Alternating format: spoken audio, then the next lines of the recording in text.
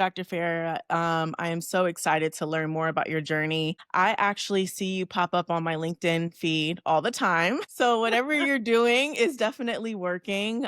You're definitely growing an impressive brand. I love how friendly and approachable you are, just even communicating on DMs. You're the type of person to really send a voice note back and really take the time to, mention like a thoughtful response. And it seems that you're really not only building a network, but you're also building connections along the way. So I really want to kind of dive into who you are and how you got to the space where you can confidently show up online.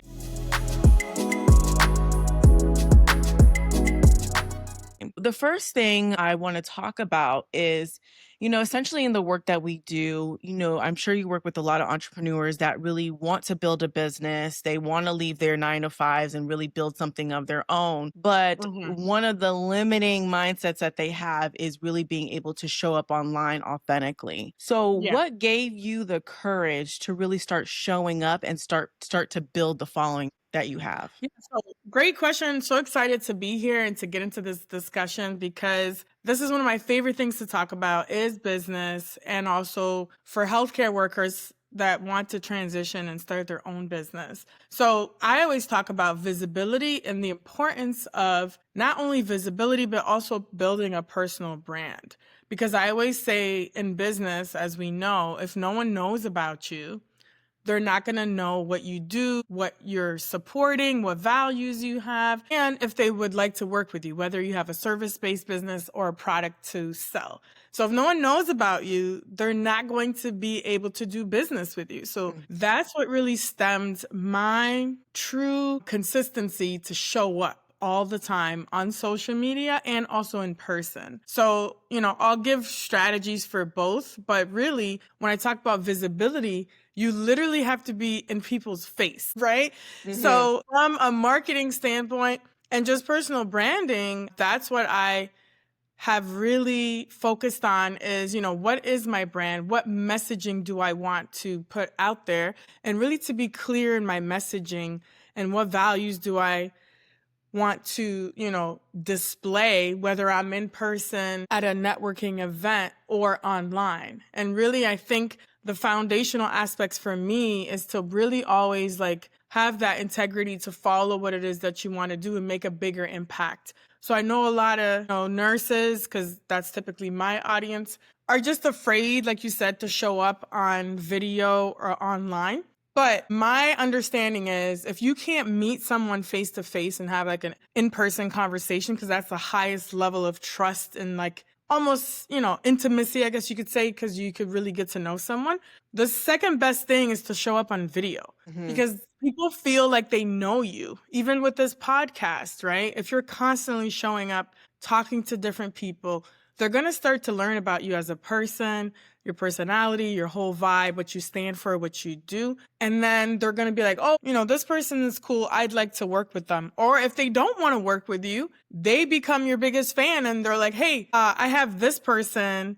Why don't you connect with this person? They can help you with XYZ. So Mhm. that's the power of building a personal brand and being visible. But really for me, it stands like you said, you have to be consistent and you have to be there for people to see you Right. to make Yeah. to make impact. Yeah. Exactly. I saw something that resonated actually on TikTok, and they were like, if you have a business and it's not online, it basically doesn't exist. And it was so triggering for me and inspiring at the same time because I've dibbled and dabbled in podcasting and content and things like that. But that's Yeah. a long term strategy, right? So this is something that you have to create over time. And so for Right. me, coming from a sales career, I'm more about like having the direct conversation with the potential client and going after who that actually is. So naturally, it's more natural for me to just send somebody a message and talk about what I do versus show up online every single day and, communicate with an audience where I don't have control on who's going to receive the message or not. So that's where I see most entrepreneurs kind of like,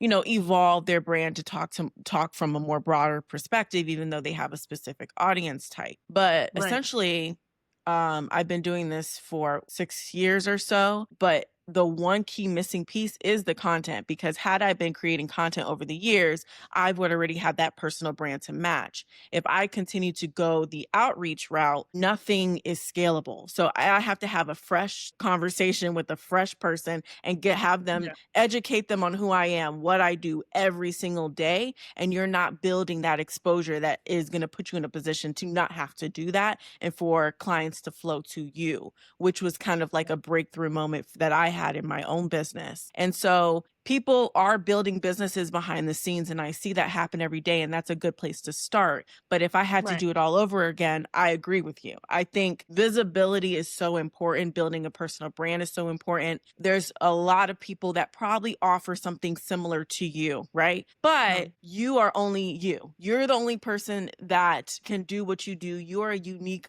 archetype. And at the end of the day, people buy people. People want to buy into who you are, your personality. Are they going to vibe with you? And so if you have to Yeah. sit on a one-on-one conversation with people just to get them to build trust and credibility, that's something that's going to take time. So with that said, I love the whole concept of like, if you have a business, but it's not online, it basically doesn't exist. Like that was the moment that I knew that I needed to shift and start having conversations with people again. So, Yeah. thank you for sharing that. So I know a lot of people that come, you work with professionals in the nursing career. So that's a clinical role, Yeah. right? And I know that you Mhm. guys have many conversations with patients and family members and physicians. So you guys are diving into communication all day. But a lot of the communication that you guys have and then other professionals in the space, it where feels very conditioned. So you're having like, almost like you're in a box and you're talking from the perspective of a nurse. How do you Right. encourage your clients to really break past the title and start talking to other people as the individual? Yeah, so that's a great question. Obviously, communication is foundational in any industry, right? Particularly in business, right? Because we have to articulate what it is we do, articulate the value. But what I find with a lot of nurses that I work with, because the majority of the nurses that I work with as a nurse career coach, I help them basically get their dream role. And Mhm. typically, a lot of new nurses want to go into the acute care setting, which is the hospitals, and they want to get into, say, ICU, emergency medicine, whatever. But they're very, I guess is the word used, conditioned to think that they have to start in med surge and like you know, Dues. Mhm. pay their dues before they get to where they want to be. And I don't Mhm. believe that. I started out in the emergency department, even though I was told, hey, you can't start in the emergency department. I was like, all right, cool, watch me, because I'm going to do what I want to do. So that's the mindset that I work with my new nurses on, and even experienced nurses that I've helped. Because yes, you can communicate, but you need to communicate confidently and with power, like Mhm. boldness. And I'm not saying that doesn't always mean you have to be loud or whatever, but you have to be confident in your communication. And Mhm. that's something that I bring to my coaching when I coach them one on one, because that's what's missing.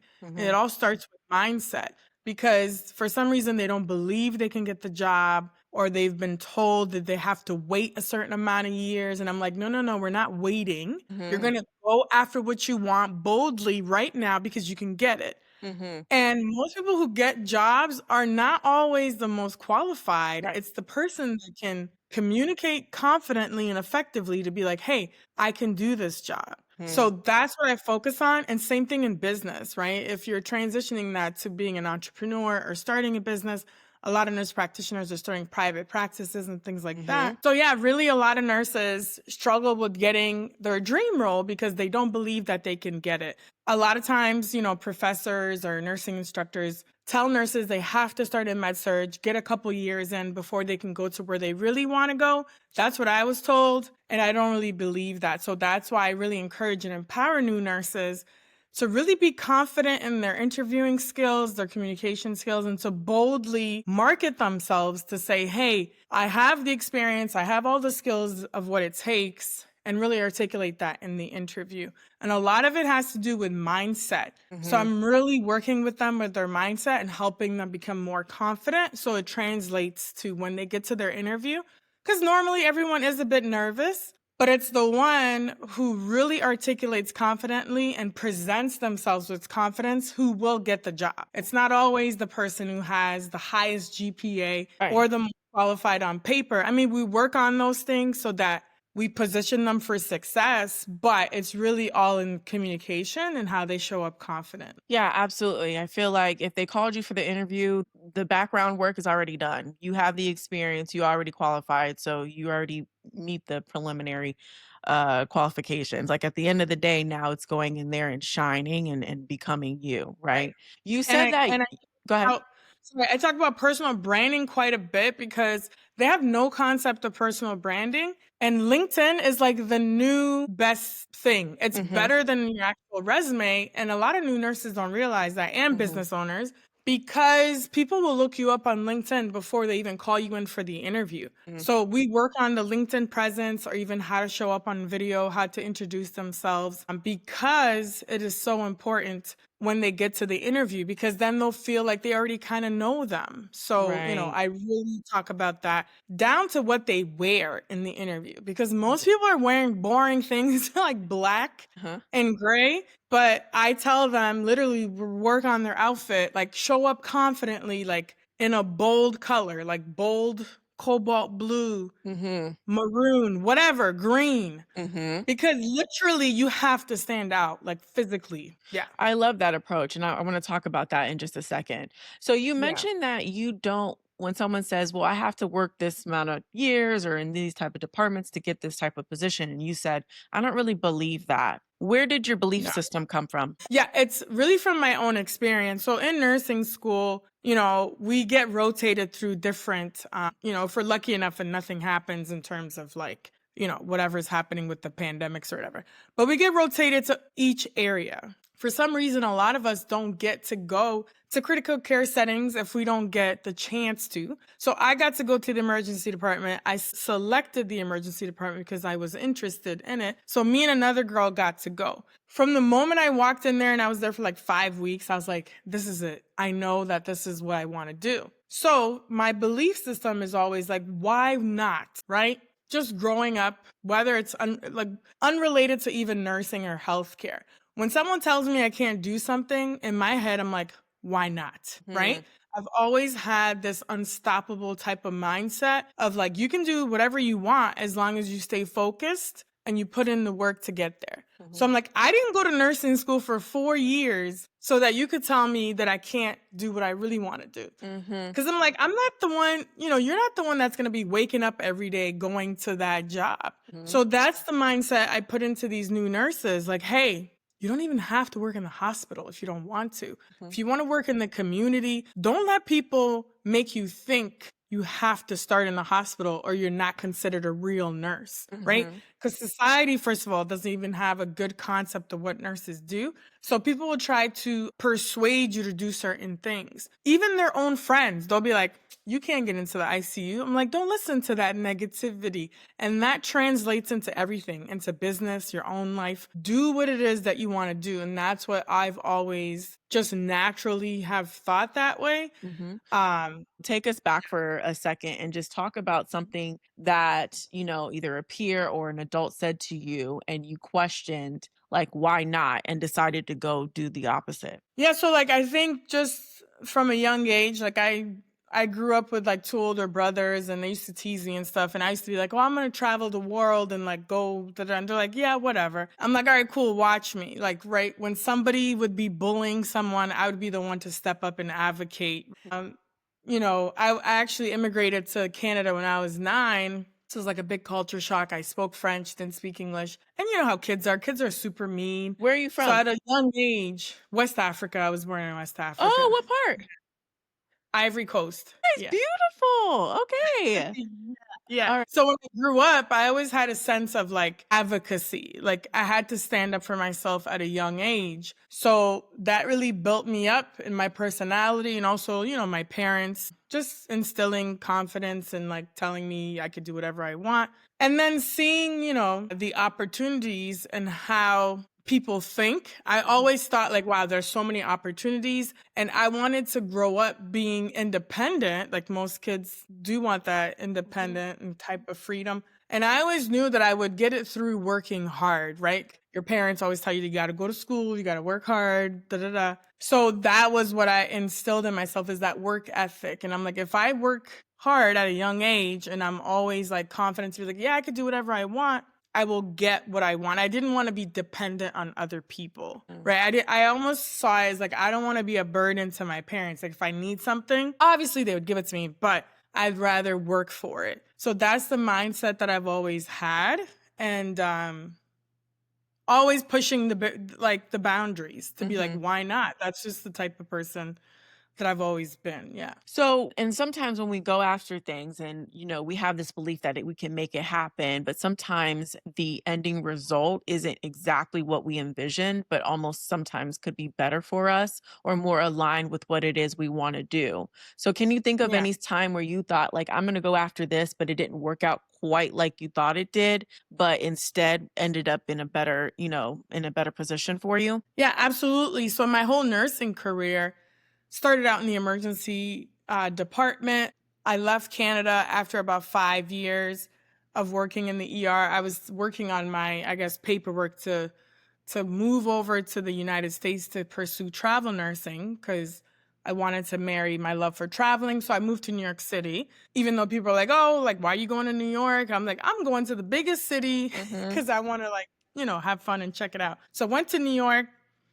People are like, oh, travel nursing is hard. I don't know if you're going to make it. I was like, whatever, y'all. So did travel nursing. Then I went into education. But along the way, along getting up the career ladder, I found it to be very difficult, obviously, for various reasons. There is like, realness, like discrimination. People were getting the jobs because favoritism, all that type of stuff. And I was getting pissed and tired of it. And then I was like, someone told me like, oh, you need to work on your brand. I always tell the story. There was this new manager. She just got in the position. And we used to work in the ER together. And she's like, Farah, I didn't agree with her performance eval. So of course, in true Farah fashion, I'm like, I'm not signing that because you guys are evaluating me on my personality and not my work performance. I'm like, I Mhm. don't agree with this. So they didn't like me because I was so direct and like I'm like, it's the ER. It's like do or die. Like people are dying. So Yeah. I was very serious in my work and I used to call people out all the time. I was like, can you get up and come help in the trauma room? Right? Like, so people didn't like that. Mhm. But that's a type of, I'm very direct, right? I'm Mhm. like, I'm not about drama and all this stuff. So people didn't know how to handle me. And people took me the wrong way. So she used to be like, Farah, you need to work on your brand. I'm like, what are you talking about? And I think that's what clicked later on when I started my business. I'm like, the reason I probably didn't advance as fast as I could have in corporate or in the nursing field is because I didn't play the game, right? But Mhm. again, I'm not about playing the game. I'm all about standing in my integrity and values. I'm like, hey, if something is wrong here, I'm going to speak up and say something. Mhm. And I'm always the one who stirs it up. So, of course, that brings difficulty to some leadership. So, I quickly rose to being the director of education, but of course, with many challenges. I was told by my nurse manager, oh, you don't have the soft skills to be an educator. Didn't want to interview me for the role. I called them out on it. Of course, like they interviewed me just on paper to be like, all right, cool, we interviewed her, but we're not going to hire her. He literally said that to me. Mhm. We will not hire you if we interview. And I was like, okay, cool. So I was like, well, I'm going to move to another location. I ended up getting 2 educator positions and then quickly rose up to director of education, even though they told me, well, you don't have leadership experience. You were never a nurse manager or an assistant nurse manager. And I was like, well, I'm going to school to get my doctorate in leadership. And why do I need to go to be a nurse manager if I don't want to manage a unit? I want to be the director of education. Mhm. So I quickly made it up to these director roles, but then realized, do I really want to be stuck behind a desk and conforming to what it is that they want to do? And I didn't like the way they led because I Mhm. was constantly butting heads, emailing the CEO. I'm like, what is like, it didn't sit right with me, the stuff they were doing. Mhm. And then they started laying me off. And that's when I realized maybe this is not for me. Yeah. Yeah. First layoff, I was like, wow, like in the matter of a minute, they laid me off. And I was like, they really don't care about individuals and Mhm. in leadership, you can like get let go like this. So I was like, well, I'm gonna start putting all my energy on focusing on my own business and making an impact in a different way. Mhm. showing new nurses how to advocate so that they can make a bigger impact. Instead of me trying to fight the fight, let me build these new generation of nurses to really be where they're supposed to be and learn how to advocate for themselves and their patients in And the their profession. patients. So Yeah. I And wanna then also, stay here for a second, because I just what wanna kinda dissect a couple of things. This is a I know very I said a interesting lot. yeah, no, no, no, it's very interesting. So I wanna go back to the director of education. They told you didn't have the soft skills to be in education, right? So clearly you're a leader, so that's very clear, okay? Right. So what are the soft skills that you think were missing in order to strive in the role from their perspective? From their Yeah, perspective, from their well, perspective. from their perspective, soft skills to them meant don't stir the boat. Like, Right. don't stir Play the the pot. game. So don't Play speak the game. out. Like, be quiet, do what we tell you to do, don't Mhm. speak up too much. Mhm. Although they say, hey, bring issues to us, they want you to conform. They want you to just be a yes person. And I Mhm. wasn't having any of that. Got it. Like, I You was want not part of the BS. I'm like, I'm not right. doing this. This is Right. not right. I'm going to speak up. So they didn't like leaders like that. Mhm. Right. And to them, that wasn't soft skills. So Would you have considered yourself a team player? absolutely. I would dive in like any emergency. That's how the ER nurses are. You have to like Mm. jump in and help each other out. When I would be done doing whatever doing, I would literally round the whole ER and help out. Absolutely. Even as an educator later on, when I became an educator, when there was an emergency situation and there wasn't enough staff, guess who was jumping in, going to codes and doing all that? I did. So I was always a natural leader. I just think that people felt really threatened by my confidence and how competent I was, right? And do you think that when you were speaking to the leadership team, were you speaking on behalf of the other nurses that didn't feel confident to use their own voice? I think a combination of both. I've Okay. always advocated for patients, for other nurses, and just policy and procedures that didn't make sense or things that were incorrect or initiatives that they would try to roll out without the proper things being done. For Right. example, as the director of education, my responsibility is to make sure that all the nurses know how to take care of patients if they're doing some type of new procedure. And they always were trying to rush things without taking their time. So when I would speak up on it, it didn't go over well. So I was in the C-suite, always questioning things, always bringing Got things it. up. Got it. After a while, it's like, oh, your position's been affected. And I'm like, That is so I was interesting like, because you're right. They do want you to conform, right? So they have like this way of trying to make it seem like they want everything to be effective, that they want to advocate for the patients, that everything needs to be a certain yeah, way, and that they do want to hear, the voices of the nurses and the staff and to make sure that everything is better, as long as you don't rock the boat. So when they are yeah, not walking the walk and you're questioning that, then it feels like they feel threatened, right? yeah, By your authority. And so, in those cases, they want to make sure that everybody's kind of in control. And if there's one bad apple that doesn't seem like they want to get in line, then they're going to do anything they can to try to move you out. And usually in those circumstances, what I've seen is those type of people are meant to just be running their own entity and running things the way that they see fit. Because there is a component of that's why I asked you if you were a team player, because it doesn't seem like you wanted to work independently or that you wanted things to be your way. It seems like you wanted it yeah, to be the right way. And so when people were not yeah, walking the walk and you were calling them out on that, then they feel insecure about the way that they're showing up.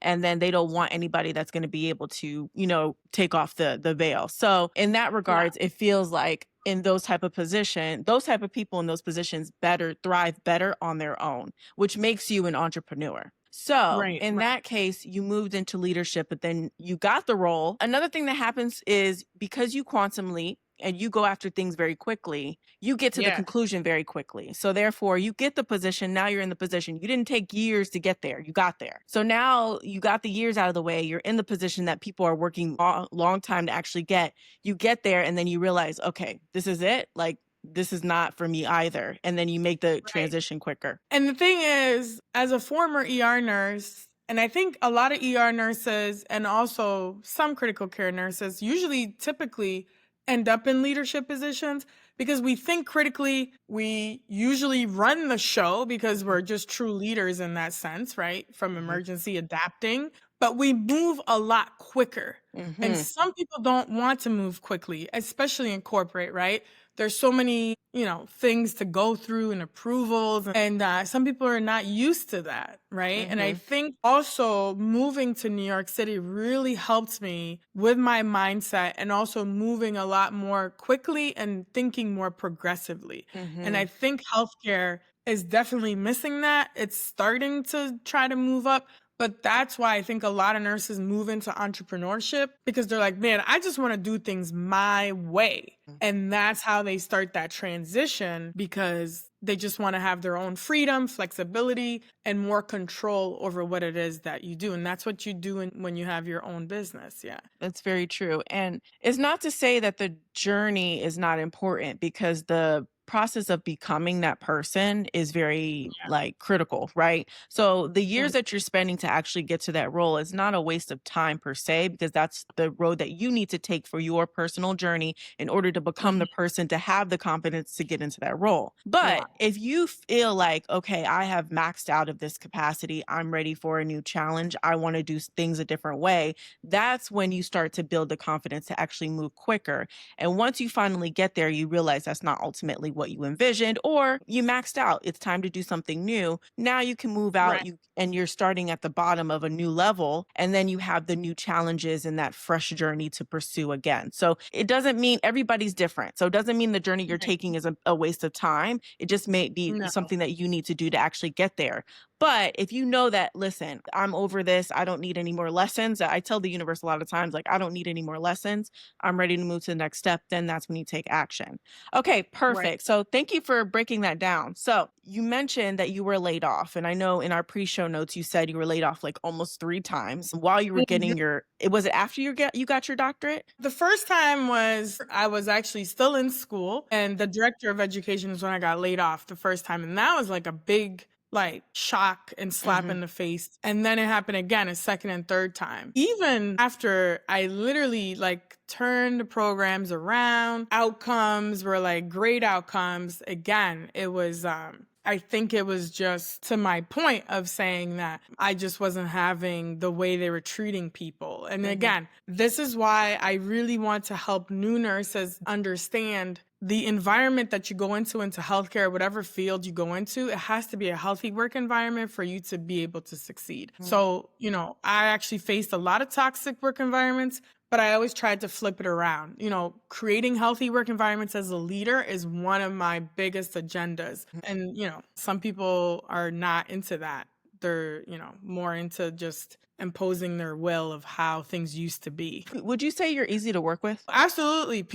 Some people would text me, like some of the educators I worked with before were like, oh my goodness, like you're one of the best, leaders that we worked with. And a lot of times my leadership style is very flexible, adaptable. And I think probably I probably need to work on more boundaries, Mhm. but it comes from my trust in people. If you're hired for a job, like I'm going to trust you to do that. I will give you what you need, your resources, I'll be there. But I also expect a certain level of professional development. So, like a lot of the leadership roles I've had, I realized there is a lack of leadership development being offered to a Mhm. lot of the educators or other leaders or faculty. And that's what a lot of organizations fail to do is really help their people grow. And Mhm. that's why a lot of people leave because they're like, there's not opportunities for growth, or they ask to go to a conference and they're like, no, we don't have it in the budget.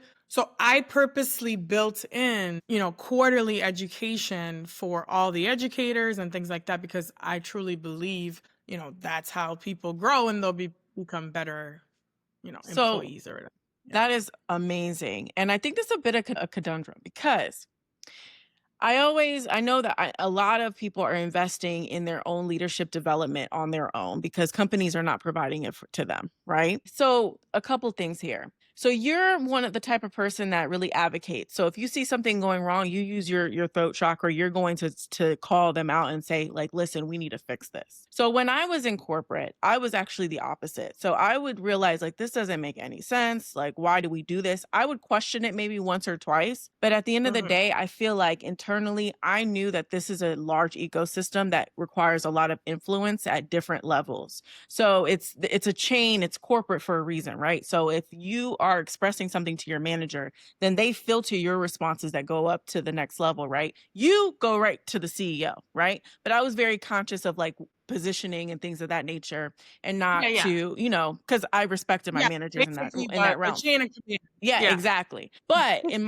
the back of my mind, I that's what encouraged me to start building something on my own because I was like, if I ever want to make the influence that I really truly desire, I don't think it's going to be done here. And so a lot of people are the opposite. They want to make a change in the work environment and actually they're being placed in these leadership roles to make a change, right? And then Yeah. they're being looked at by their superiors as like you need to affect this environment and you need to really empower your employees. But when you bring that external consultant in or when you are creating a leadership program that does empower your employees to start speaking up and advocating for things and then things don't change, it almost feels like they're doing it to check a box, but they're not really trying to initiate true change and really involve your employees. Like, Yeah. do you see that? It's like almost like a conundrum. Yeah. Like they want leadership development, but then when it's given to them, don't now their employees are empowered, but they want them still to conform. Does that make sense? Like, Yeah. how does Yeah. one navigate that? There's some organizations that are great, for example, one in particular would always offer educational things and they're great. They're one of the best health systems in New York City. But again, it's like a balance. Yeah, for like different accreditation and like regulatory purposes, they have to check the box of certain things need to be done. But again, on the other end, it's like they don't want they can't make changes too quickly. And I kind of understand in Mhm. some organizations, but I think some just don't want to change. Yeah, They just kind of want to be the status quo. And they'll say, hey, bring us, your suggestions, but they don't really want to right. implement.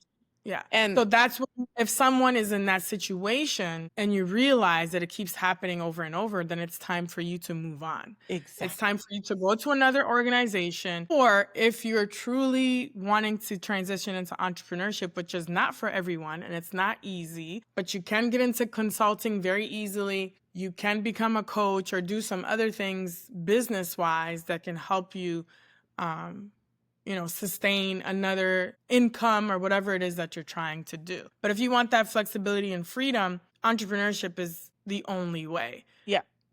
That's why and The I only bring all this up to say is like that's why I believe in just advocating for your own life and career. There's only so much you can do within an ecosystem and organization and if they're open to it, great.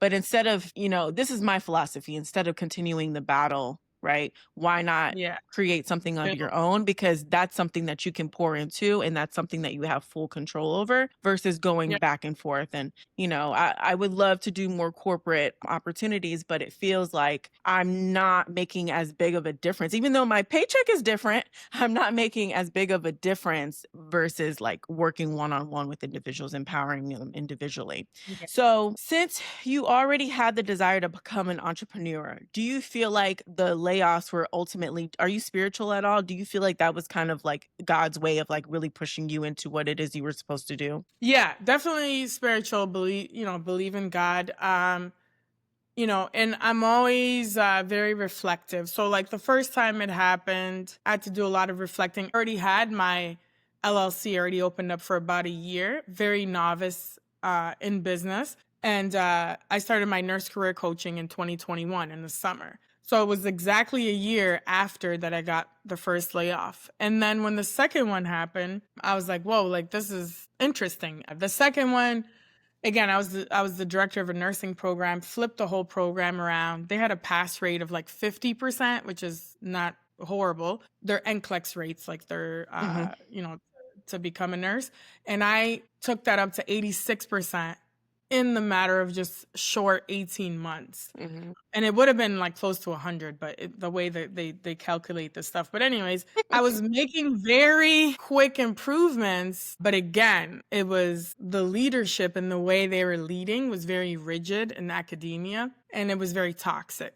So I had to advocate for myself and like really be rooted in my values. I'm like, I'm not going to let people disrespect me. I didn't go to school to get a doctorate so you could yell at me. That's not happening. So I literally went to HR. They did an investigation. Nothing happened. You know, the dean ended up leaving because she was a big source of the issues, but still stemmed from the top. And then they let me go after I literally got their accreditation back, got all their stuff back. And then I moved into an associate dean What was their position. reason? What was their reason for letting you go?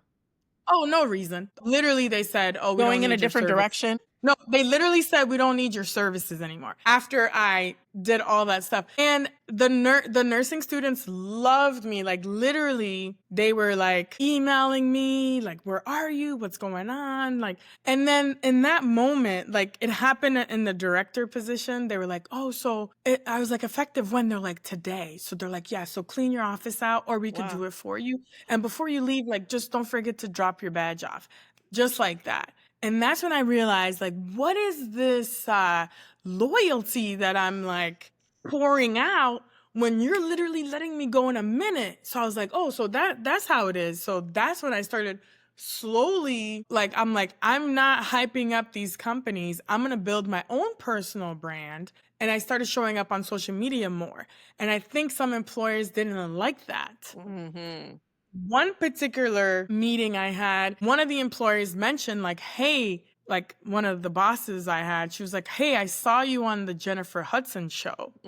And she was like, Mm. "Congratulations." But it didn't seem genuine. Mhm.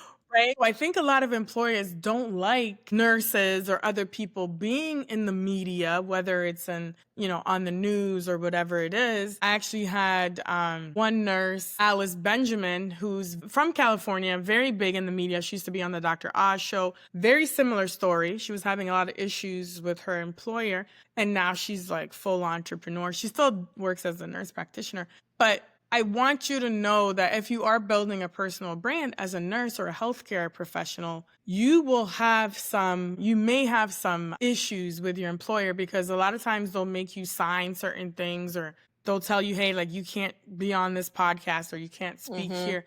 You have to be very careful uh, in what you're doing. But then I always say, so do you want to build a personal brand and have the ability to keep growing and to grow your income on your own terms? Or do you want to be over here afraid of building something and then you're going to get let go anytime there's no stability? But if you build something, you're always going to be able to fall back on that. Yeah. Absolutely. So I think this is a very real conversation about employers not wanting their employees to build their personal brands online. So, on one hand, I do understand their perspective. They want to make sure that whoever represents them is communicating a message that really aligns with the company goals and mission. So, I completely understand. So, if some of your views are opposing, then that could feel like a threat to them based on whatever, right? However, I agree with you. Do you want to allow somebody to have control over your image and your brand, right? Because your brand can be bigger than you, is going to be bigger than you if you grow it, right? And so it's kind of silly to allow an entity that can let you go and say, no lie, we no longer need your services at any time, control how you present yourself online and the potential that you have Yeah. for your career in the future. That's how I look at it. Even when I first started podcasting a long time ago, I mean, I've been dabbling for a long time. I was Yeah. called into corporate. They put a meeting on my calendar for HR, and usually that means you're getting fired. So I'm like, okay, and they made me wait like 24 hours before to even tell me what the meeting was about. Then they Yeah. sat me in the meeting and they told me, hey, we listened to your entire podcast. It's very nifty. We just want to make sure you're not doing this on company time. And this is when podcasting was really, really new. People told me that social media was like a phase. So, anyway, so I was like, that experience kind of like lured me away from like continuing to do it, right? And just trying to be a little bit Mhm. more discreet because it wasn't as prevalent now, right? And this is still my Yeah. career. But at the end of the day, it's like, what am I going to do? Continue to allow them to control my image and my brand? A company that can let me go at any second, or just take control of my own life. Again, that's a common theme, right? And so essentially, I think that's one circumstance. The next circumstance is when I left the pharmaceutical industry and started to go into agency and work as a consultant in marketing, they hired me because of my podcasting knowledge, because of my digital marketing knowledge, because I Yep. was attempting to grow a brand and help other people do it. And so because of Yeah. that knowledge was so novel at the time, that's what they hired me to do. So one company may shun you for trying to do something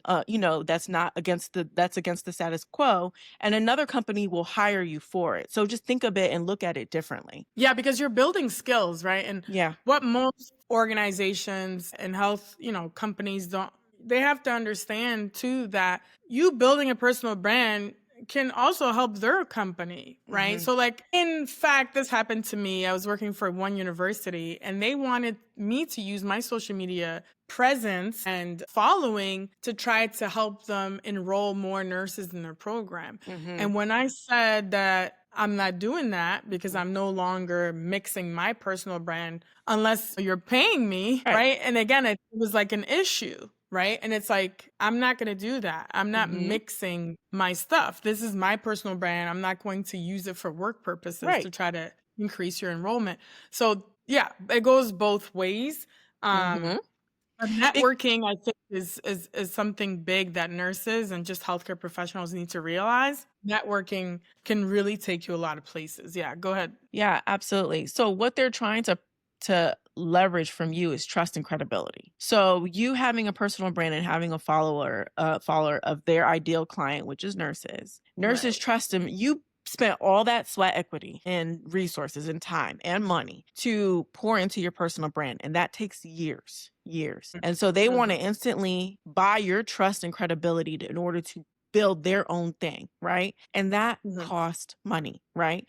Not only does it cost money, it has to be something that you believe in, that you would really advocate for on your behalf, because you're jeopardizing the years and the sweat equity that you put into your brand, in order to really advocate for a business. So business Right, right. owners and organizations, they need to also understand that as well. Right. But then, I'm functioning as a business. Mhm. So if you're really interested, and this is for all nurses out there that are trying to go into entrepreneurship or build their personal brand, this is where, let's say, podcasting or building an audience is so important because now, like you said, you've built trust, you've built credibility with your audience. So now other companies or, this is where opportunities come in for monetization in terms of brand partnerships, right? Mhm. You can say, hey, if you want to speak to my audience or, you have a commercial or whatever, this is where the brand partnerships come in. And, I'm not fully there yet, but this is what I'm also working on. And again, like you said, you want to make sure that your values and what they stand for match with what it is that you want to promote. You Right. don't want to just, messy with your brand. Absolutely, absolutely. So let's go into more of how specifically you are helping. So I noticed that you said that you help nurses land lucrative jobs, their dream jobs. And I noticed that you specifically specify New York and California. So why those two locations? Yep. So I work with nurses in the last 4 years all across the US and all across Canada. However, I have found, and again, this is just me from doing my research and looking at data and metrics, that nurses in New York and California are the most driven nurses. They're the ones that will want to invest in their professional development and move forward. So I Mhm. don't want to work with just any nurse, right? And my time is valuable. So what I've realized, I want my clients to do well and to get what it is that they want to do, but they have to be willing to put in the work and also invest. So a lot of the clients that come to me, it's more inbound marketing. I do I've put a pause on my podcast, The Nursing Dose with Farah, but when I do my podcast or I go live, I tell them that. Like, I Mhm. don't work with everybody. But if you're serious about taking action, then I will work with you. And those nurses tend to be from New York or California. So, because I'm not convincing anybody. Yeah, I'm not in sure. the business of trying to convince you. Like, Right. I already have the receipts. Like, I don't got to tell you how good I am as a nurse career coach. Like, just go look at some of the recommendations or go talk to my past clients if Yeah. they're willing to you. Like, it speaks for itself. Right. They're making anywhere from 100 to 175K, and they're landing some of them their dream role the same day from companies like Stanford. Like, that means they're slinging it in their interview. Mhm. So I don't have time to mess around. Like, if you don't want to work with me, great. I don't have time. I'm only working with people who are ready to invest, right? And that's what business owners need to realize. That's why inbound marketing is so important, and creating social media content. Someone may not be ready to work with you tomorrow, but a lot of the people will be like, "Oh man, I've been following you for 6 months. Like, I'm ready to work with you now." So Absolutely. that's why it's so important to keep building content and qualifying your leads to be like, "Hey, who is it that I'm going to work with?" Because you don't want to just work with anybody. Absolutely. And you bring up a good point. So, initially, when we transition, and this is like for anybody that wants to quantum leap right now, when you transition, you're going to want to help everybody. So, like Yeah, you said, I've realized through data and research, and I'm sure through experience, that, New York nurses, California nurses, like they already get it. We can get them to where they want to go. And then their success is my success. Boom. Right. And right. so I can Yeah. stop, for lack of a better word, wasting time like on like the little dabblers, right? So, initially when you start off, you're going to want to work with everybody, and then through experience, you're going to realize what type of client you actually want to work with. And it's Mhm. mostly the type of client that probably doesn't need your help. And I'm really strong on this conviction. People who are more likely to work with you that don't need your services, and the people that really need your services are less likely to work with you. That's how I feel. Because the people in New York and California, you said yourself, like they're already get it. They already are motivated. That those are the type of people are they're going to invest in what they have to do so that they can get the result. So my question is, in those sessions, because you are already working with high achievers, what is like the main problem that you're helping them solve to really get that role at Stanford? Because it typically is like just a couple of pillars that you work on. Yeah, so the thing is, I've found that even nurses all across Canada and US, they all struggle with the same things. Okay. New York and California just happen to be the most competitive areas because they're highly populated, Mhm. right? And those nurses seem to think they're like, "Oh man, like New York City is so competitive. San Fran." And they literally tell me this in their consultation calls. They're like, "Oh, I live in the Bay Area. It's just so competitive." I'm like, "Yeah, I Com- hear this all the time." Like, Yes. it's not competitive. It's your mindset. Yes. So they actually all have the same thinking. Mindset is a big one that we work on, Mhm. and clarity. That's Mhm. like my number one step. I have 5 steps that we go through. So Mhm. clarity is number one, and mindset, because a lot of them are confused. Mhm. Or they've become, if they've gone through rejection, now their confidence is even lower and their self esteem. And they're like, "Well, I applied to like 50 jobs. Maybe I should just settle." And I'm like, here's me. I'm like, no, Mhm. Mhm. we're not settling. So, really, the biggest thing is clarity and confidence So and the when they mind. come in, what I'm hearing is they're in cities that are overpopulated, so they have this limiting belief that it's Yeah. saturated, it's competitive. So if they go in this interview, oh, they may get it, they may not. And so that Yeah. actual limiting belief is what's causing them not to get the role because they're not going in the interview confident already. Right. So if And they go in, if go yeah. ahead, and the mindset, And they're right? not prepared. And they're not prepared. So if Yeah. they have the preparation that you provide, they have the clarity of exactly what they want, probably how to better communicate exactly what it is that they want, and go into the Yeah. interview like with the mindset of like, sure, it's competitive, or sure, that was a previous belief, but at the end of the day, I am the person for the job. Then they communicate more effectively, and then they really position themselves better for the role. Right. Yeah. And I'm doing things with them like LinkedIn optimization, like going on their LinkedIn, making sure they have the stuff, the photo. I even make them do an introduction video. If they feel comfortable, they'll even write an article or they'll create content weekly. I encourage that Really? Okay. because if you're popping up in recruiter or hiring managers' feeds and saying, "Hey, this, and this. Hey, I'm in the, Cali area. in the Bay, I'm looking for this type of role. This is the experience I have. This is why you should hire me. I've had actually recruiters reach out to them directly in their inbox and DM them and say, hey, apply for this position. I love that. So how powerful it is. Yeah. I love that. So this is good. So we're going into like specific techniques now. So talk to me about a nurse who wants to get a job in a city like New York. What type of things are you coaching them on as far as visibility on LinkedIn? What type of content are you encouraging them to create? And then how are they actually attracting the recruiters in those specific cities? So I will say the biggest thing we work on is an introduction video. And then I Okay. tell them to put it in their featured section Okay. so that it's there. And I think I have a training where I just released literally like a training of like why they're not getting hired. So I just released that. And I haven't announced it, but it's coming soon. Actually creating a digital course specifically for people that can't work with me one-on-one to go through all these strategies. So really on LinkedIn, that's the biggest thing they need to do is the intro video. And it's less than 90 seconds, but they need to treat it almost like their interview pitch. And we go through their interview pitch, which is literally your like elevator pitch of your intro. Like when they say, tell me about yourself. Yes. So you're giving them a little bit of that in the LinkedIn video. And I tell them to take it seriously, like have good lighting, look right, don't have a mess in the back, like all the things of creating content. And then they're practicing it multiple times so that they're actually getting better in their communication and articulating their value.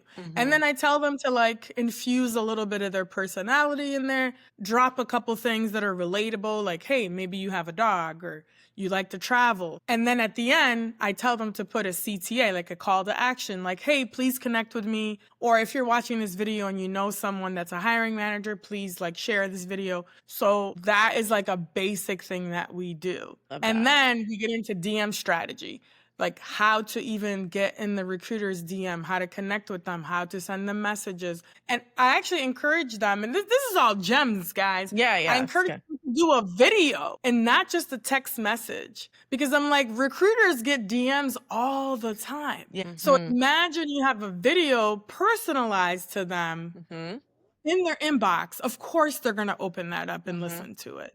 So those are ways that I help them stand out so that, they can get to the interview stage. And when they get to the interview stage, it's a wrap. Like, Love done. that. You can They use just loom.com. Do you have another one?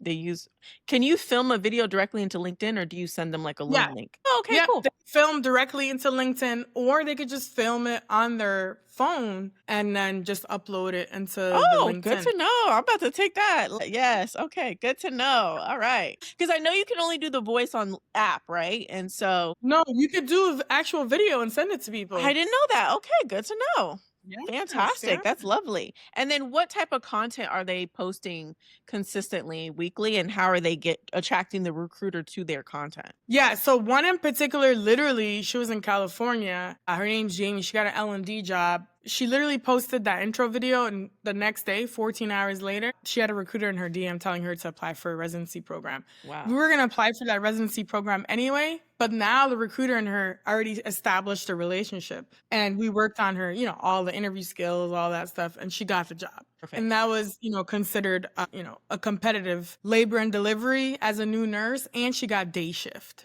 right? It's like mind blowing. So literally, I forgot your question. Oh, no, it's okay. What type of weekly content are they posting? Now they did the Weekly introduction video. So what kind of weekly content intro are they? video. So literally I tell them to talk about their journey in nursing or particularly why they wanted to go into L&D. Or for example, one in particular actually like flew to California to get something called NRP, neonatal resuscitation program certification. It's usually for L&D nurses or NICU nurses. So I told her, like, when you go to that class, like, talk about that content or make a video on the way to that course or whatever the thing is. Talk about the challenges of, like, say, applying. But really setting them up as why they should be selected as the emergency nurse or the critical care nurse. And I tell them what associations to basically be a part of because every nursing specialty has a specific association for it and which certifications they should get to get that position. So not only are they posting that on LinkedIn because there's a certification area, Mhm. they could post all that. So one thing is like BLS, right? Which is like first aid and CPR. That should be listed on their LinkedIn. So those are things that we literally work on and like that type of content. Or, graduation, what did they get from nursing school? Because literally if they're posting weekly, then they'll just be more visible. Yeah. Are they hashtagging, like, the specialty and, like, different like, Yeah, new yeah, grad even or yeah, their banner, I tell them to, like, create a specific banner. A lot of them just have a blank banner. yeah, Their headlines, I tell them, what to put in their headline, yeah. things like This that. would be a really good digital course for you to really package and, like, do a step by step. That would be awesome. That would be I cool. So did, I put it in the digital course that I created. perfect. Yeah, But so what I'll probably break it up and have, like, certain little mini courses if they wanna pay for that on their own or just get the whole course yeah. on its own. So it's gonna be available later this month. Okay, I'm gonna when it's updated or when it's ready to go, I'll put the link in it in this video. So in the description, you can grab the digital course to really walk you through how to amplify your LinkedIn and really start working on those techniques. Yeah, That's yeah. awesome. Okay, perfect. So I know that you work with nurses who you're a career nurse coach and you're helping them get their dream job. But do you find that you start to work with nurses and then ultimately they think they want a new job or they think they want a new role, but really what they want to do is exactly what you're doing? Yeah, so actually before I used to work with all types of nurses, but now I've really narrowed down to just new nurses, new graduate nurses. Mm. But what's happened is over the years, because people have been looking at my content, they're like, hey, how did you become a nurse career coach? Did you get certified? How do you start a business? All these questions about nurse entrepreneurship. So in 2023, I wrote a book called Nurses Making Money Moves, A Nurse's Guide to Starting a Business. So I did that.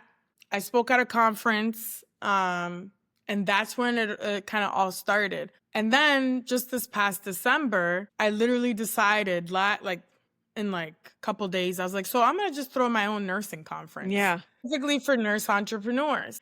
And I was telling a couple of my friends, and like, whoa, like really, you're crazy. Like you're gonna do this in like less than 3 months. And I'm like, yeah. And one particular person I kind of looked up to, I had called her and mentioned that to her, and she was like, she's like, I'm not trying to burst your bubble, but she's like, that's never gonna happen. She's like, it's Christmas time, Mhm. New Year's is around the corner. You can't pull this off. But she's like, well, I'm not gonna rain on your parade. You do you. And I was like, Mhm. do this. Like, Yeah. I'm not listening to There it nobody. is I was like, again. It's like, okay, this is a so challenge. yeah. So I was like, boom, 2 weeks. I had all the speakers, the venue, and I had just moved to Tampa, Florida. We're in Tampa now. No, nobody. Pulled that thing off in 10 weeks. And it was like one of the best conferences that most people said they've ever been to. Wow. Because I was like, I want to create a conference that is not boring. Because when Mhm. people know me, they know like I don't do boring. It's all Mhm. about fun because I believe education should be fun and like should be a lot of networking. So I had like a DJ, I had like a Mhm. cocktail evening. Most nursing conferences are a little bit rigid. So I'm like, let's flip that around. And Yeah. then I also believe in learning from other industries. So I had marketing people there, other entrepreneurs that were not nurses, and also entrepreneurs who are nurses, because I really believe you need every aspect if you're trying to start a business or grow a business. And that's where Mhm. I changed the name now. It was called Nurses Making Money Moves, but now I changed it to Nurses Making Business Moves because I'm in the middle of trademarking that title. Mhm. And it's happening again in March of next year. So I love it. this is What is going the to switch. transformation that they're pulling from the conference? Like we know it's fun, it's not rigid, you're networking, but ultimately, what are your attendings really Oh, leaving what's with? the transformation? Yeah, literally, it's the mindset and it's like the building the personal branding and to eliminate all those self-limiting beliefs to be like, hey, listen, you can build your own business, build a Mhm. personal brand to make a bigger impact and start monetizing. So the thing that I literally just started saying is build, what's the other one? Brand. I Mhm. almost forgot. And bank, right? Because nurses don't think about making money. So that's why I want to normalize healthcare individuals, not just nurses, to start thinking that it's okay to talk about money. It's okay to want to monetize. Yeah. It's okay to be a millionaire as a nurse. Like, and that's where I'm going. Like, I'm definitely going to be a millionaire. Yeah, for sure. And For sure. this is what I want to take them to. For Like, sure. let's transform this employee mindset to now an entrepreneurial mindset. Got it. Because one of the questions I had when we're talking about the LinkedIn strategy is if somebody is creating an intro video and making weekly content that's currently Yeah. working for an employer, maybe they feel a little bit hesitant because they don't want to see they don't want to their current employer to see them trying to advocate for themselves and get another role. But you kind of cleared it up because you said you work with new nurses primarily. But what advice do you have even for someone coming to your event that really wants to start building their personal brand, that wants to create an introduction video to talk about the role that they see for themselves in the future, but they're worried that their current employer is going to see it and let them go? Yeah. So my thing is always, do you? Yeah. Because if your employer has a problem with it now, they're going to continue to have a problem, like you said, with anything that you do. So do you want to be silenced and muted and not have the creative freedom to do what it is that you want? As long as it's not hurting and there's not a conflict of interest with your employer, there Right. should be no issue Right. with what you're doing. A lot of people will put things like all the content that I create is like Mhm. my own thoughts, and it's not a reflection of the company I work with, whatever little title you want to put there. Disclaimer, you could do that. So I say go for it because you never know what's going to happen. And as you can see, so many people, not just in healthcare, but in the other industries are getting laid off. So why not start building your personal brand? Because once you have a personal brand, like look at people, like I follow a lot of people like Gary Vee, Alex Hermosi, Layla Mhm. Hermosi, all these Mhm. people. I mean, they're just like massive brands, right? That are marketers and all that. But literally, if you have built your personal brand, I don't even care what you're selling. Yeah. You could be selling water today and Yeah. gum tomorrow. Yeah. When people want to join a movement or they're supporting you and they like you because they trust you, because you've given so much value over time, and they're like, you know what? I know Farah, like I trust her. So if I put out that next week I'm selling water, Mhm. they'll be like, let me get two. Mhm. Absolutely. Right? That is And so like important. right? Like Yep. because they trust you now. So it's like you're consistently showing up. So like with you, even in this podcast, it's not easy creating content. Like people got to realize it's not easy being an entrepreneur. It's not for everybody. You don't have to be a full-on entrepreneur, but you could start a side hustle, whatever you want to call it, where you're monetizing something, you're Right. consulting. A lot of people are giving away a lot of stuff for free, their intellectual property. And yeah, create content, give it away for free. But if someone's asking you to get on a call, or a company's like, hey, I want to hear your thoughts on this and this, build an LLC or whatever format you want to do and start charging people, Absolutely. because your time is valuable. And a lot of times we think like, no one's going to want to like pay for my services, or no one's going to like, hello, like a lot of us have a lot of degrees and certifications, or even if you don't have degrees or certifications, you have stuff that you know. Like literally, you just said, hey, if you know how to do this, this, and the other on LinkedIn, people are like LinkedIn coaches and doing all this stuff, monetizing. Yeah. So I know, start yeah, thinking there's so in many people terms building of, a brand on just how to navigate LinkedIn and like killing it, killing it. I met somebody the other day making over 6 figures doing that. A month, sorry, a month.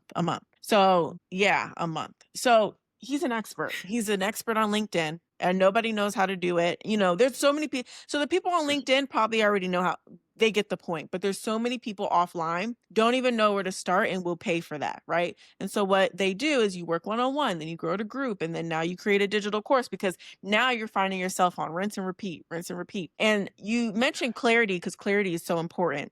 And this is what I see in my clients all over all the time, but also in with myself as well. So I've yeah. decided ever since I heard the quote, you know, if your business is not online, it doesn't exist. I was like, all right, cool. Got it. So I've been consistent for a month now, consistent with content for a month. I'm on my fifth I started interviewing people last week. This is about to be my fifth podcast, just keep it moving. What I'm realizing is, and this is what I want people to understand, is you're waiting around for the clarity to come to you, but the clarity comes to you through the work. So whereas a lot of people are like, I want to build a personal brand, I want to create a service, but I don't know what to create. You just have to start with something. And then as you start to do the work, you'll start to understand what it is people need, what is blocking them from actually accomplishing it. And then what Yeah. is your actual zone of genius? What are you able to do so easily that you can essentially package and then help somebody else with it, right? So, Yeah. like, even with your personal brand, with branding, I'm like, okay, I help physicians. Let me start with physicians. Now that I'm having these conversations, it's only been 1 week. I'm like, okay, I understand my zone of genius is really activating my throat chakra, helping other people feel seen and heard, really helping people leverage their voice. Like, this needs to evolve and evolve. And I'm sure the more I go on, I'm going to start to be able to expand and really hone in on exactly what that brand messaging is, right? Because I'm so Mhm. used to doing it. I come from agency. I'm used to doing this for other people and it having Yeah. to be just consistent and clear. But when you're doing it for yourself, allow yourself to expand and evolve the way that it needs to as you do the work. The problem Yeah. is that people are waiting to start their brand because they don't have the clarity that they're looking for, that clear, direct message. And I'm telling Yeah. you that you will get it through the work. You have to start with something and then allow yourself to expand and evolve. And that's something that corporate does not allow us to do. We have to fit in this box. This is the role that we were hired to play, the communication and the box that we can communicate in. But it doesn't work like that when you're building something for yourself. So start with something and then always allow yourself to evolve as you start to do the work with your client. And that goes with anything, the service you want to provide, the message you Yeah. want to put out there, all of those things. Yeah. Okay. And honestly, I think the reason why most people are successful or they're not successful is that part you're talking about, the consistency part. And it's just trial and error, right? Hmm. And listening to your audience of like what it is that they want. But most people will put content out for like a month and they're like, it's not working. Yeah. This I'm like, long-term game. you just been doing it for a month. I'm like, you have to show up consistently, like literally years. Yeah. But I think that's where people fall off because they're not willing to put in the work. And then they want things to be perfect. It's not going to be perfect. You just Perfect, got to yeah. show up. Done is Yeah. better than perfect. Like, I started posting TikTok videos. I travel the world, so I'm always in, like, different hotels. So I'm, like, laying in my bed, I have a thought, I started posting. After a while, I'm like, "All right, I'm over this." Like, I wanna, like, now evolve and have deeper conversations, right? But that's Yeah. how I just essentially just started talking about whatever's on my mind. And I will say, if you're an entrepreneur, so, when you have a full-time, job, this is the perfect opportunity for you to start something, right? Because I always believe in, like, the this and. So if you start creating content and you have a full-time job, then you have something to kind of distract you and something that you can evolve over time. And I did it the other way around. I did outreach first. I would recommend doing personal brand. So, but the point is, if you have something to work on while you're employed, that's perfect because you have the time and the resources to really kind of grow something. Now, for someone who is doing this full time, like me, I completely entrepreneur. This is how I eat. I'm focused on where can I generate revenue the quickest. So for Yeah. me, that was going directly to my customer and talking to them, getting on the phone and then being able to close them so I can start working with them directly. So to me, content felt like a waste of time because I needed to make money quickly. So the goal is if you can figure out how to merge the two, if you can figure out how to communicate directly with your ideal audience or your ideal client on the backside, and then you can figure out how to build a personal brand on the front side, and then you can not worry about having to convert so quickly. So you're not looking for results in a month, you look for results in 10 years, but you're still figuring out how to communicate directly with your customer. I think that's the best of both worlds. Yeah, definitely the biggest, I just put on a mastermind in May and it was like at least 6 nurse entrepreneurs, kind of early, a couple of them a few years in. But the biggest challenge I think that they always have is the clear messaging, Mhm. right? Like I had this problem and sometimes you switch it, right? Mhm. What is your unique selling proposition or value proposition? Most people can't articulate that Mhm. in one sentence or Mhm. 2 sentences because they're all over the place or they want to serve everyone. Mhm. And if you're not clear in your messaging about who you serve and what you do and what Mhm. transformation you bring, people are not going to know, right? And Mhm. if you're not hitting them every day with that consistent messaging, Like you and I probably have been following each other for years, right? Mhm. But we may not know all the specifics of what we both do. And we've Mhm. been connected and following each other. So think about just like Right. the person. You literally need to be creating content every day, every week, so people can know what you do. But like I said, a lot of people don't want to put that consistency and that time in, Mhm. and then they fall off. But you have to stay consistent because most people won't. That's And then true. personal branding, people are like, well, what is it? So abstract, whatever. Literally, it's just like a chance for people to get to know you, whether it's in person, online, doing podcasts, writing articles, being in publications, doing, so many, basically being seen. So I talk about creating a digital footprint. People need to Google you and know who you are. And it starts, you could start small. Literally creating video is like the easiest thing to do, or streaming, so that's why I encourage nurses to do, or people that want to start a business, like you said, just being Absolutely. visible. Yeah. Absolutely. Visibility is so important. And it's more about how you're making the audience member feel, right? So some people are like, I'm sure we change our LinkedIn messaging all the time to really get clearer and clearer, or but it's more about how you make them feel. So you could show up on somebody's timeline, they could see you all the time, and then you say something that makes them want to take the next step. And even when I get on the call, people are like, I saw something that you posted. I see you all the time, but I wanted to get on the call just to kind of learn more. And that's where I kind of go more in depth. So there's still Yeah. messaging that needs to be done, but constantly just even being visible would make such a big difference. Yeah. So I hope you don't mind me sharing this, but one of the things that you said to me when you were talking about your event, when we were talking on LinkedIn, was you were Mhm. surprised about the people who actually showed up for you versus the people that you thought were going to show up, in reference like Yeah. to throwing the event. So what are you learning about yourself during this process? I'm like, when people know me, like when people respond in my DMs a lot of times, they're like, "Oh, I love your content because you're so real and we can relate to you."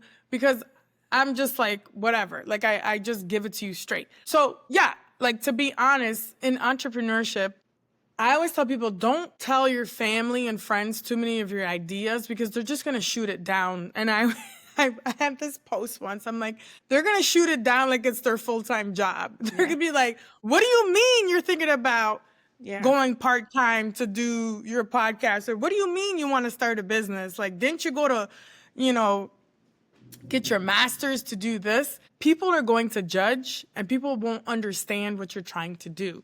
Mhm. So I always say, like, I talk a lot, but I'm like, say less to the people who are close to you because they're always going to judge you. Mhm. And the people that don't really know you, that's really who you should be talking about too. The Mhm. people who are your potential audience or your Mhm. potential clients, that's who you need to be talking to.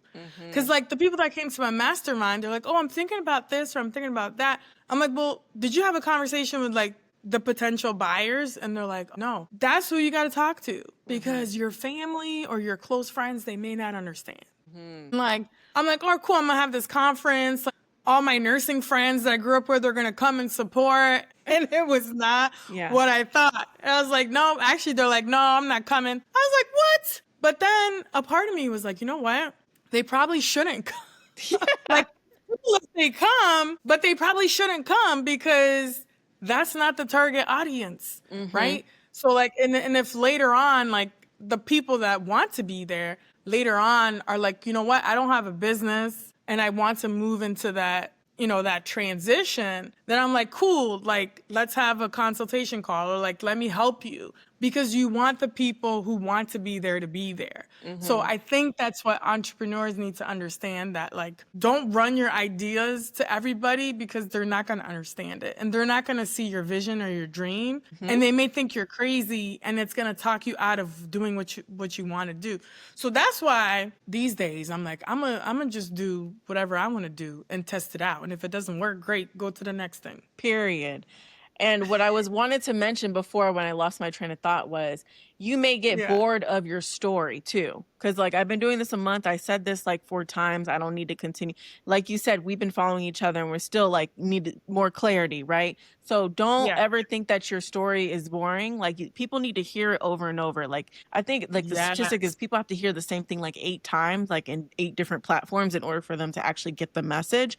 And people need to spend hours with you to fully, build that trust and credibility, which is why I love podcasting, because that's the easiest Yeah. way to do it. Yeah.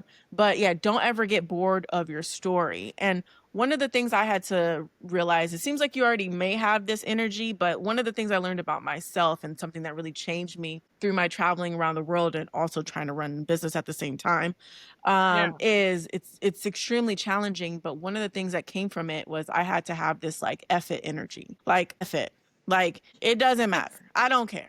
I don't care how, Yeah. like, I Yeah. mean, I can look presentable, but I'm not doing my makeup every day. I'm not getting my hair done every day. I don't have time. Like, I gotta just do it and then move on to the next. Like, I don't have time to Yeah. sit here and perfect a piece of content for one like. Like, I gotta just post it and like let's just move on. Right. F it. Like, go ahead. This is what people are craving, Yeah. right? Yes, you do want a mix of like some curated stuff, or like I Mhm. did branding photos. Mhm. Literally, I paid like quite a bit to get Mhm. these branding photos in a studio, nice Mhm. curated. I can use it for my content. But Yes. then showing up like half the time with no makeup Yeah. doing content. People want to see real. Yeah. People are tired of the fake, especially with AI. Yeah. People are tired of that. Yeah. So the more you show up on video, the more you show up live streaming. Like Mhm. you can't fake what you know on a live stream. Right, right, exactly. You either You know can't it or put you a don't. teleprompter and or put a script together and make a video and edit it and make it beautiful. It's like you need to get on the mic and you just need to start If talking. someone asks you a couple questions live, you answer that. That's Mhm. you, right? Mhm. So people are like, okay, she's showing up, she's real. Like, and this is what I think people relate to a lot of my content and probably yours too, Mhm. is because we're just real, right? Mhm. It's not a lot of like fake Yeah. curated stuff, Well, that's what right? But yeah, happens when you're really living this life. It's like you don't have time to fake it. You got things to do. We got things to move through. Like when you're really doing something, it's just hard to like it's hard to fake it. You got to do it. So right, having the effort energy, like I do not care. Like you said, I don't have right, time to convince you. I don't care. Like I right. care about the people that resonate with my message. I care about the clients that I'm serving, and I care about the mission in general. But at the end of the Yeah, day, like that's all I have the capacity to care about. I cannot care. right. And this is what, when people say I'm nervous about creating content or da da da da, like you have to realize once you remove yourself from it, because it's about creating the impact and the messaging. Mhm. So once you remove yourself and you're like, you know what? Yes. People are actually listening. It's resonating with people. It's helping people. That's when you're like, shoot, like it doesn't matter. Let me Yeah. just put it out because Correct. it's bigger than you. It's Right. it's the impact. And it lasts, right? So Right. like YouTube videos, people will always go on YouTube and look up stuff. And if you're a business owner, you got to also think it's like evergreen content. Like when you're creating Mhm. content, Right. but then it could come back to you. Like clients could be like, "Hey, I saw you a year ago doing Mhm. this." And you're like, "Oh, I did that a long time ago," but they're still coming to you from that. So it's like ROI, right? It's Exactly. And paying. it doesn't have to be a lot or take a long time. I know we talked about it. You have to have that commitment, but it doesn't have to be a lot or take a long time. Because I remember when I had a previous podcast, I was on a Yeah. call with the consultation and I closed the client and I was like, hey, what got you to say yes? She said, after we get off the call, because I give them a chance to think about it. I know we like to close quick, quick on one sale, but I give people a chance because it's a big commitment. But she said, I Right. went back, I looked at your YouTube channel and I listened to a couple of your interviews and I was like, I was sold from there. She's like, I like the message you were creating. I feel more connected to you even after meeting you. They want to go back, do their research. People are going to look you up and be like, let me see. If there's nothing to Yeah. see, so even if you have 2 videos, because I think I probably had maybe 5 or 6, and that's all Mm, they needed to actually spend thousands of dollars. So it doesn't need to be a lot, doesn't right. it just has to be deep enough for people to have create a connection. So we Yeah. know Yeah. from your events that people have this transformation to really overcome these limiting of beliefs. But from a business perspective, are these live events revenue generating or is it better for positioning and authority and networking for you? Because I know that you Oh, can leverage different things. Go ahead. yeah. Oh, 100%. Events are not revenue Okay. generating. right now Mhm, anyway. In the future, maybe. But I'm gonna be 100%. Like I had zero sponsors for my mhm, first event because it was such a short time. It was only in 10 weeks. But to me, it was important to build this community, build this conference so that I could be the authority mhm, in the my nursing industry to be like, hey, Farah puts on like dope events where we learn. She brought some of the best speakers from all over, and I need to be at mhm, this experience next year. mhm, So it's more about building brand and authority mhm. And than positioning, yep. Positioning yourself as positioning the them. go-to. So that's another thing Yeah, is, like, people are doing things for money, and that we get it. Like, you gotta make money as an entrepreneur, you charge. But you need to invest in your brand, and the ROI looks differently. So whereas you're going to work, you're getting leader. a Yeah, check, right? We're building authority, you're positioning yourself as the go-to expert, and it's a great mm, opportunity to network and connect with your future clients. They're yeah, more likely to work with you once they've experienced you in all of these different elements, versus straight online, even though my clients work with me like right. one call and that's all they need. But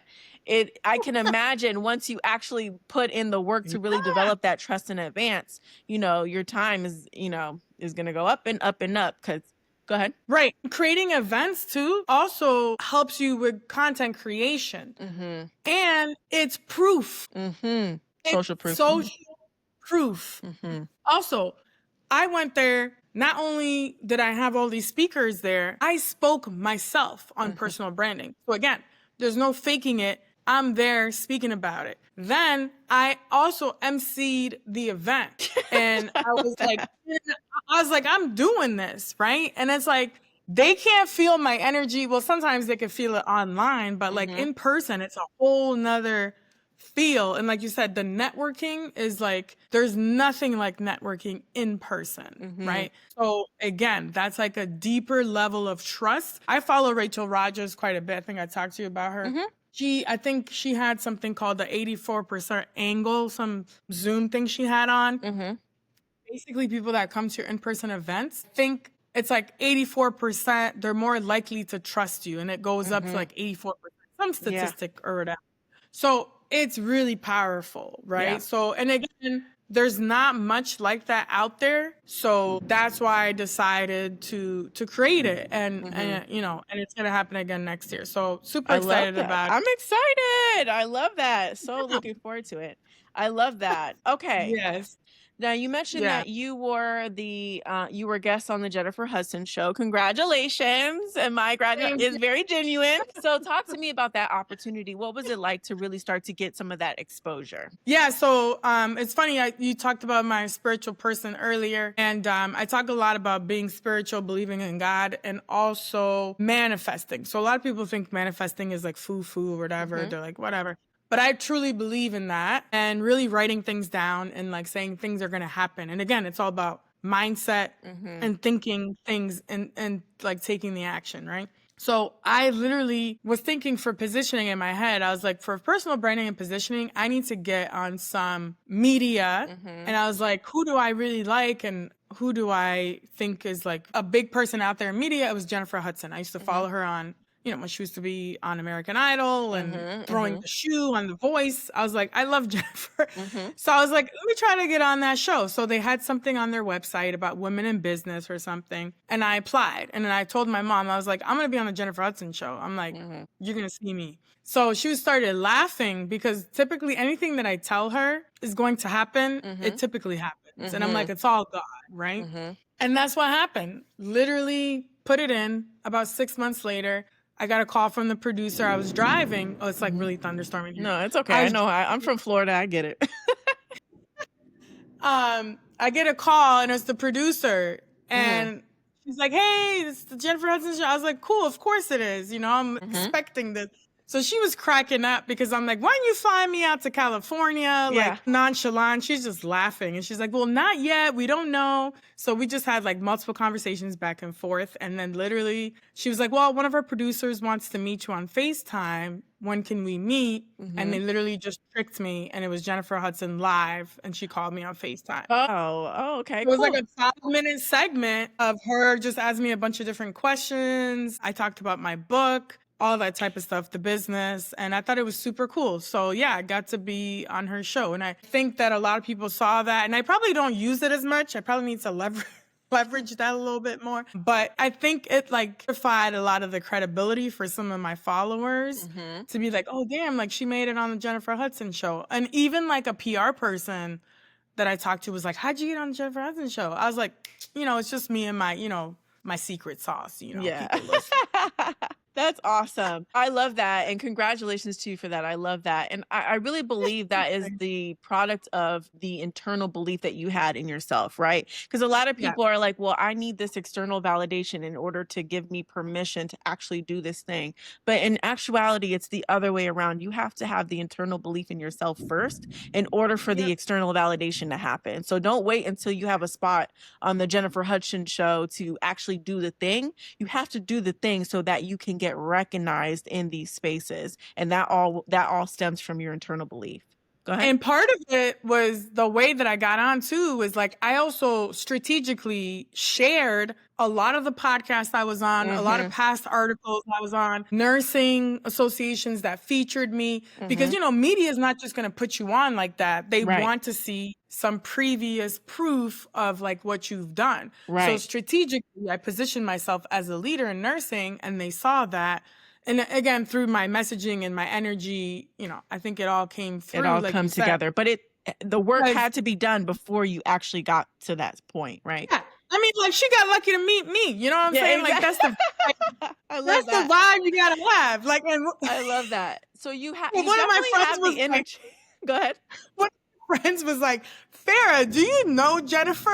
Because she's like, the way you were talking was like you were old friends. I was like, yeah, I know her. We go way back. Like I was just joking with her. But that's that confidence, right? So Mhm. that's when I tell my clients, like when you walk into an interview, like you gotta take over the room. And you could be introverted and quiet, but you could still have that confidence like coming in. Mhm. Like I love. people read that and they feel your energy. So Mhm. that's what I'm saying. Like you gotta be so confident and competent when you walk into an interview or whatever it is that you're doing, when you're speaking. Of course, we all get nervous, but Mhm. that's what people want.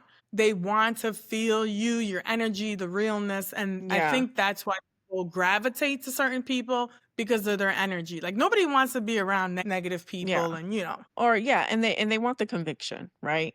yeah, yeah, yeah, They yes, yeah, yeah. they want the conviction. So, in the certainty, that's the word I was looking for. They want the certainty. Because I always say, like, I'm not gonna guarantee you anything because I can't be in your body and do the work, but I can give you the Right. certainty to know that this is the steps that you need to take to actually make it happen. And that's really Hmm. what they're looking Yeah. for.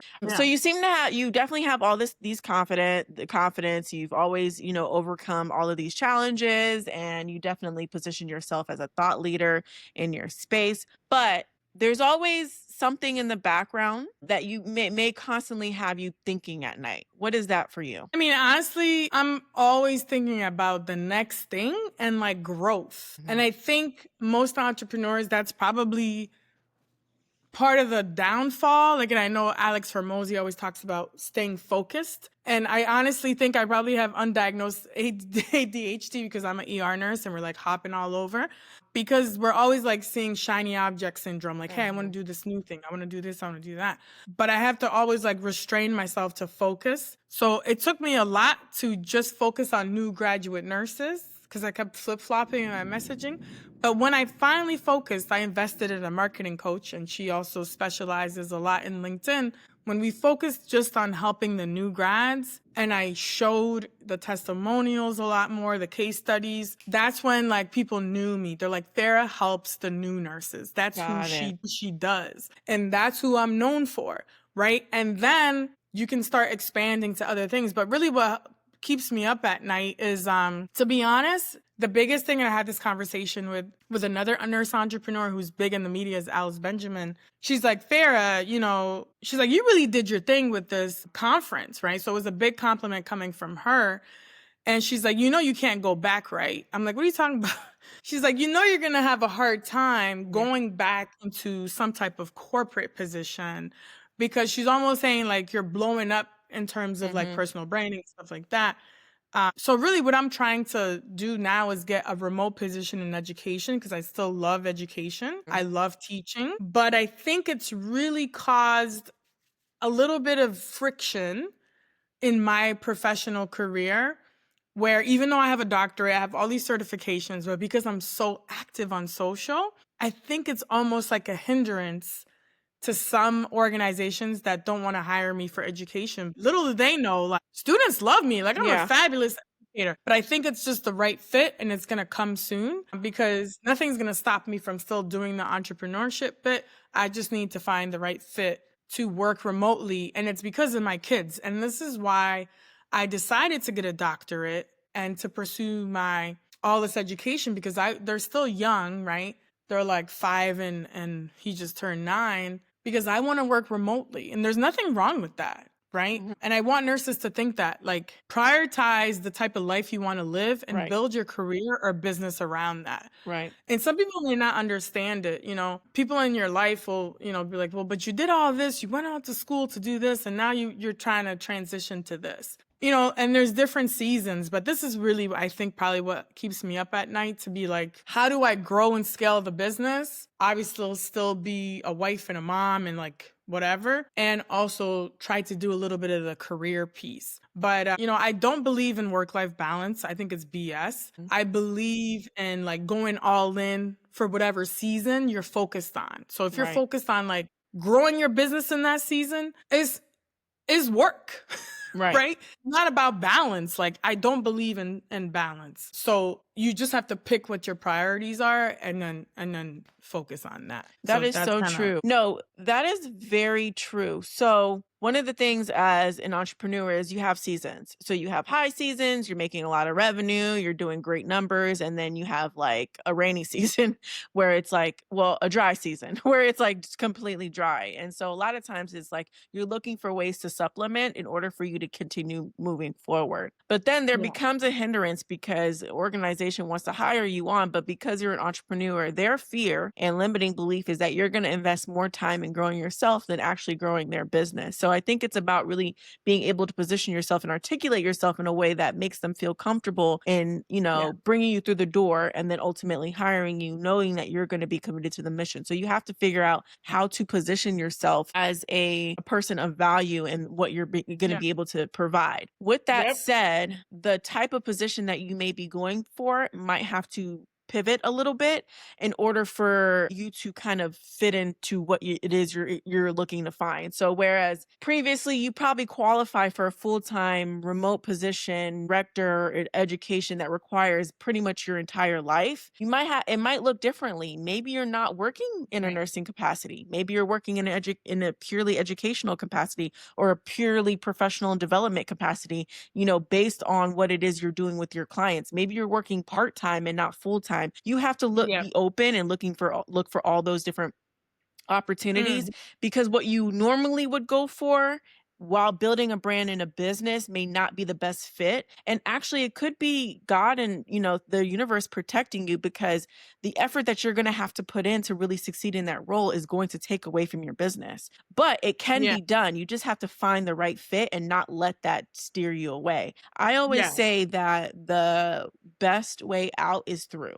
not back. So whereas you're looking Yeah. for positions that fit your previous self, while you're building the brand, you might have to look for something completely out of the box just to be able to sustain you in order for you to keep going. So that's where those transferable skills come in. And I know when Yeah. you work so hard to get into a certain career and position that, it feels like, oh my God, I don't want this to go to waste, but know that you're serving your ideal clients in a different way. And the only way out is through.